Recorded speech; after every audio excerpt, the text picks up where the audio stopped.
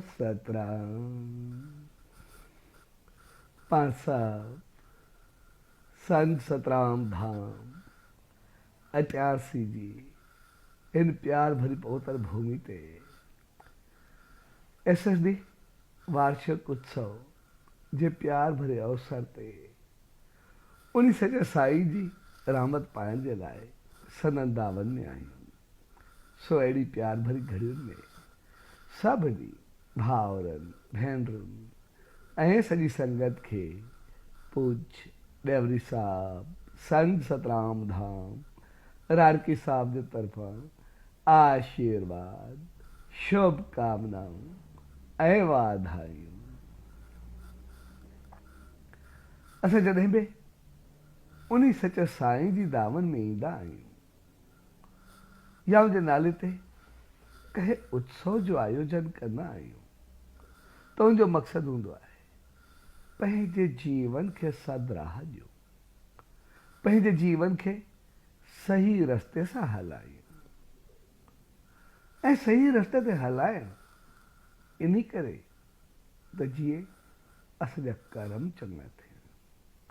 छाकाणि त असां सभु इंसान पंहिंजे कर्मनि ते विश्वास ऐं यकीन रखंदा आहियूं। पोइ जहिड़ा असांजा कर्म हूंदा तहिड़ो ई असां फल पाईंदासीं। इन करे असां क़िस्मत खे लिखे खे एतिरो यादि न कंदा आहियूं जेतिरो कर्मनि खे यादि कंदा आहियूं। असां क़िस्मत जो लिखियो कॾहिं कॾहिं यादि कंदा आहियूं जॾहिं कंहिंखे कोई घणो सुख मिले पोइ चवंदा आहियूं त पतो न आहे कहिड़ा कर्म करे आयो, या कॾहिं पाण खे दुख अचे त चवंदा आहियूं पतो न आहे कहिड़े जन्मनि जे कर्मनि जी सज़ा आहे। पर इहे लफ़्ज़ असां बार बार दोहराईंदा आहियूं त जेको कंदासीं सो ई पाईंदासीं। अॼु कंदासीं सुभाणे भरिणो पवंदो। जेका ॻंढि असां हथनि सां ॾींदासीं उहा ॾंदनि सां खोलणी पवंदी। तंहिंजे करे असां कर्मनि खे यादि तमामु घणो कंदा आहियूं ऐं कर्मनि खे यादि हक़ीक़त में असां इन करे कंदा आहियूं छाकाणि त असांखे पतो हूंदो आहे त जेको पुराणो कुझु थियो उहो त ठीकु आहे, पर असां पंहिंजो नओं जीवन त बहितर नमूने कयूं। इन करे असां ॾिसंदासीं इंसान जेके बि आहियूं असां कॾहिं बि कुझु करणु चाहींदा आहियूं असां भविष्य मुस्तक़बिल खे ॾिसंदा आहियूं त इन मुंहिंजो छा थींदो, केतिरो लाभ मिलंदो, केतिरी बहितरी मिलंदी, केतिरी इज़त मिलंदो, केतिरी इनकम थींदी, सभु कुझु असां भविष्य खे ॾिसी करे कंदा आहियूं। तंहिंजे करे कर्म जो खातो असांजे भविष्य सां जुड़ियल हूंदो आहे ऐं दुख सुख असांजे भविष्य सां जुड़ियल हूंदो आहे। पर सम्झ जी ॻाल्हि इहा हूंदी आहे त भविष्य असांजो थींदो तॾहिं जॾहिं असां हाणे हाल खे ठाहींदासीं। जेकॾहिं वर्तमान खे ठाहियोसीं त भविष्य पंहिंजो पाण सुधरी पवंदो। छाकाणि त मुस्तक़बिल जॾहिं बि ईंदो उहो हाल बणिजी करे ई ईंदो। फ्यूचर करे फ्यूचर थी करे न ईंदो, उहो प्रेज़ेंट थी करे ई ईंदो। तंहिंजे करे असांखे हाणे सां ई पंहिंजो पाण खे बहितर करिणो आहे त पोइ हाणे सदाई हलंदो रहंदो ऐं असां सदाई ख़ुशि ऐं ख़ुशहाल रहंदासीं। पर असांजा कर्म थींदा तॾहिं जॾहिं असांजी सोच बहितर हूंदी, असांजा वीचार बहितर हूंदा ऐं सोच ऐं वीचार असांजा तहिड़ा हूंदा आहिनि जहिड़ा असां पाण हूंदा ऐं वरी जहिड़ा सोच ऐं वीचार हूंदा आहिनि तहिड़ा असां हूंदा आहियूं। तंहिंजे करे सभ खां पहिरीं नज़र असांखे पंहिंजी सोच ते रखणी आहे। जेकॾहिं पंहिंजी सोच ते नज़र ते रखंदासीं त सोच जीअं ई बहितर थींदी सभु कुझु बहितर थींदो। तंहिंजे करे असां पंहिंजो ध्यानु पंहिंजी सोच उन सचे साईं सां लॻाए करे रखूं। छाकाणि त जॾहिं सचे साईं जी सोच सां असांजी सोच मिलंदी आहे, यानी असां ध्यानु कंदा आहियूं, नाम सिमरन कंदा आहियूं, जाप कंदा आहियूं, उनखे यादि कंदा आहियूं त पोइ उनजी सोच उनजो रहमतूं असां में अचणु शुरू थी वेंदियूं ऐं पोइ असांजा वीचार तहिड़ा भरिजी वेंदा आहिनि। जॾहिं वीचार ई सचे साईं जी रहमत वारा भरिजी वञनि त पोइ असांखे कॾहिं कोई ग़लती थींदी न आहे ऐं जेकॾहिं ग़लती थींदी बि आहे त उहा बि बहितर थी करे थींदी आहे। तंहिंजे करे असां पंहिंजी सोच खे हमेशह बहितर रखूं, पंहिंजे ध्यान ऐं वीचारनि खे हमेशह बहितर रखूं। जेकॾहिं ध्यानु सचे साईं जो हूंदो त पोइ कॾहिं दुख न खाईंदासीं। इन करे भगत साहिब जो मिसाल आहे साईं कंवरराम साहिब जो। जॾहिं भगत साहिब खे जेको कुझु मिलंदो उड़ाए ॾींदो, पर हिकिड़े दफ़े कंहिं शख़्स कंहिं टोकरे में उनखे कुझु पैसा ऐं क़ीमती सामान विझी करे उनजे घर मोकिलियो। जॾहिं भगत साहिब खे उहो ॿुधायो वियो त भगत साहिब पुछो इहो टोकरो कंहिं आंदो, त उन शख़्स खे घुरायो ऐं चयो पुरखो इहो छो कयो? चयोसि ईअं त सभ जे साम्हूं कुझु वठंदा न आहियो, तंहिंजे करे मूं सोचियो त पोइ ख़ामोशी में घर मोकिले छॾियो। तॾहिं भगत साहिब चयो पुटु तूं त लिख में कयो, पर मुंहिंजे सचे साईं खां छा लिखी सघंदो? उन खां त कुझु लिखियलु रहंदो ई न, उहो त ॾिसे थो ऐं फल ॾियण वारो त उहो मूंखे मालिक आहे। संसार मूंखे छा ॾींदो? वधि वधि थोरी शाबाश, कुझु नेकी या थोरी गिला, पर जेको मालिक ॾींदो उहा जेका रहमत हूंदी उनजो को अंदाज़ न हूंदो। तंहिंजे करे जॾहिं सोच उन सचे साईं जी हूंदी, यादि उन सचे साईं जी हूंदी, त पोइ असां कॾहिं बि विचलित न थींदासीं, कॾहिं बि असांजो जीवन डगमगाईंदो न। ऐं जॾहिं जीवन डगमगाईंदो त ज़िंदगी में कॾहिं डगमगाहट ईंदी बि न ऐं असां सदाईं ख़ुशहाल रहंदासीं। ऐं उहो ध्यानु असांजो लॻे असांखे आम तौर हिकिड़ी शिकायत रहंदी आहे, जॾहिं नेम में ईंदा आहियूं, ध्यान में ईंदा आहियूं, मालिक जी यादि ईंदी आहे त पोइ असांजो ध्यानु न आहे लॻंदो, पर हक़ीक़त में असांजो ध्यानु ईअं लॻंदो आहे जीअं हिकिड़ो सियार बुक उन खां बेहाल थी करे उनखे तमामु घणी उन लॻी पाणी जे ॻोल्हा में फिरंदो रहियो ऐं उनखे परे खां कुझु पाणी ॾिसण में आयो। हू उते पहुतो ऐं सकून सां पाणी पी एतिरो त आनंद महसूसु करणु लॻो जंहिंजो को अंदाज़ न। तॾहिं उन तालाब में कुझु मच्छियूं हुयूं।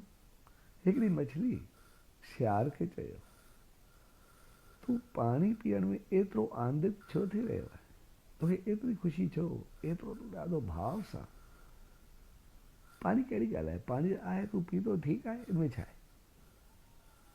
तॾहिं सियार मछली खे खणी करे रेत ते उछलाए छॾियो ऐं मछली तड़फण लॻी। जॾहिं हू मरण जे कंधे ते ॼण पहुती अचे त सियार हिकदमि मछली खे खणी करे वरी पाणी में वियो ऐं मछली सकून सां साह खयो ऐं ॾाढो आनंद ऐं ख़ुशी महसूसु कई। तॾहिं सियार चयो जेका तुंहिंजी हालति पाणी खां बग़ैर हुई साॻी हालति मुंहिंजी हुई। सो ध्यानु ॾे उन मालिक जी रहमत बि असांखे ईअं मिलंदी आहे जॾहिं असांखे उनजे लाइ तड़फ हूंदी आहे, उनजी यादि हूंदी आहे। असां हक़ीक़त खे सम्झंदा आहियूं इन करण सां मूंखे छा मिलंदो, मुंहिंजी ज़िंदगी कीअं बणबी, मां अॻिते कीअं वधंदुसि, उनजो फल मूंखे छा मिलंदो, त पोइ उहा सोच असांखे ऊचो बनाईंदी। उहा सोच असांखे यादि ॾियारींदी त जहिड़ा कर्म कंदासीं तहिड़ो फल पाईंदासीं ऐं असां सभु इंसान हमेशह सभु कुझु बहितरी लाइ कंदा आहियूं। असां घर बणायूं, असां कारोबार बणायूं, असां रिश्ता बणायूं, असां दोस्ती बणायूं, असां कोई साथ बणायूं, जेको बि कुझु कयूं उनजे पोइतां मक़सदु इज़त शान मान सभु कुझु उहो ई हूंदो आहे। सो हक़ीक़त में ध्यानु, उन मालिक जी यादि, उन सचे साईं जी आसीस ऐं किरपा हक़ीक़त में असांखे तड़प सां पैदा थींदी ऐं उन हक़ीक़त खे सम्झण सां पैदा थींदी त मुंहिंजी करण सां छा मिलंदो, मां छा बणबुमि। ऐं असां ॾिसंदासीं भगत साहब उन सचे साईं जी यादि में रहियो त पोइ उनजे जीवन खे ॾिसंदासीं। जॾहिं उनजी पहिरीं मुलाक़ात थी त कुझु कोरनि जे दाणे ते कुझु दाणा जेके उन सचे साईं खे ॾिना, यानी जिते 5-7 साल जो ॿार कुंवर विकिणे उनजे घर जी हालत या स्थिति छा हूंदी असां सम्झी सघूं था। त ॿार नंढो कुझु कमाए अचे पोइ कुझु खाईंदासीं, पर जॾहिं हुन पंहिंजो पाण खे सचे साईं सां जोड़े रखियो, जंहिंखे घर में खाधे लाइ एतिरो कोन हो, पोइ हू लखनि जो खाराईंदड़ बणिजी वियो। साॻिए नमूने असांखे जॾहिं सचे साईं जी यादि हूंदी, उनजी रहमत हूंदी, त पोइ असां एतिरो वधंदासीं, फलंदासीं, फूलंदासीं, छाकाणि त असांजा सभु कर्म पंहिंजो पाण बहितर थींदा वेंदा। हर असांजो अमल, असांजो आराम, असांजो घुमणु, असांजो कारोबार, असांजो उथणु वेहणु, सभु कुझु तपस्या त बणिजी वेंदो। सभु कुझु उहो सचे साईं जी रहमत बणिजी वेंदो। ऐं पोइ जेको ई कार्य कंदासीं उहा जेका रहमत मिलंदी रहंदी, असां एतिरो त वधंदासीं जो संसार में सुख शान मान समृद्धि सभु कुझु मिलंदो, पर अॻिते असांजे वञण खां अॻु में ई स्वर्ग जा द्वार खुलियल हूंदा। उन मालिक जी गोद हूंदी, उनजी रहमत हूंदी, ऐं असां लोक ऐं परलोक ॿई संवारे करे हलंदासीं। तंहिंजे करे असां जॾहिं उन सचे साईं जी दामन में ईंदा आहियूं त उनजो मक़सदु हूंदो आहे पंहिंजे जीवन खे सदाई सुख समृद्धि ऐं उन साहिब सां मिलायूं जिते वरी बाक़ी कुझु दुख रहे न।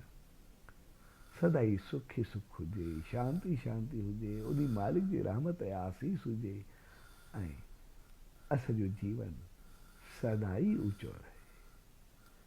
सो हक़ीक़त में अॼु उन सचे साईं जे वार्षिक उत्सव जे प्यार भरे अवसर ते उन मालिक जी रहमत पाण सभिनी खे मिली रही आहे, पर असां सिर्फ़ु पंहिंजी हक़ीक़त खे ॾिसूं, पंहिंजे जीवन खे ॾिसूं।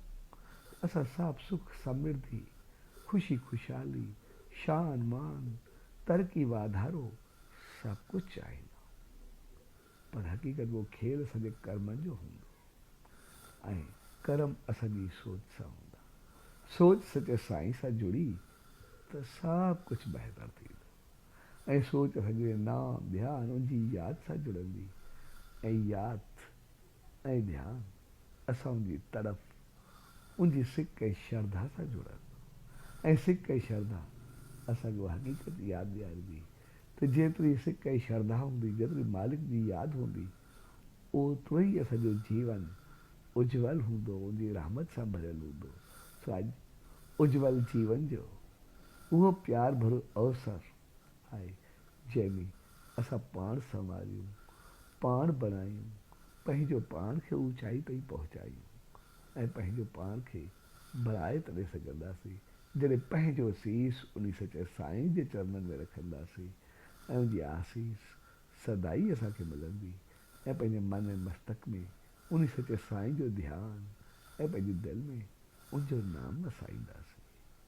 सो अॼु जी प्यार भरी घड़ियुनि में उन सचे सतगुरु दर, उन ईश्वर दर इहा ई अल्तजा अरदास ऐं वेनती त पाण सभिनी खे अहिड़ी सुमत ऐं रहमत बख़्शे जो जंहिं सिक श्रद्धा प्यार उमंग ऐं उत्साह सां असां उन सचे साईं जो SSD वार्षिक उत्सव मल्हाए रहिया आहियूं, उन सिक श्रद्धा ऐं प्यार उमंग उत्साह सां मुंहिंजे नाम ध्यान सां जुड़ी करे पंहिंजे जीवन खे हर्ष व उल्लास सां भरियूं ऐं सॼो जीवन उत्सव बढ़जी वञे, असांजो घर उन मालिक जी रहमत बढ़जी वञे ऐं असांजी ज़िंदगी प्रकाशमान बणिजे। सो अॼु जी प्यार भरी घड़ियुनि में सभिनी भाउरनि भेनरुनि उन्हनि सभिनी सॼणनि जन उत्सव जो आयोजन कयो, उनमें कंहिं क़िस्म जी शेवा कई, शामिल थिया। सो तव्हां सभिनी खे पूज्य डेवरी साहब संत सतराम धाम रारकी साहब जे तरफ़ां आशीर्वाद, शुभकामनाऊं, वाधायूं। सचो सतराम, सचो सतराम, सचो।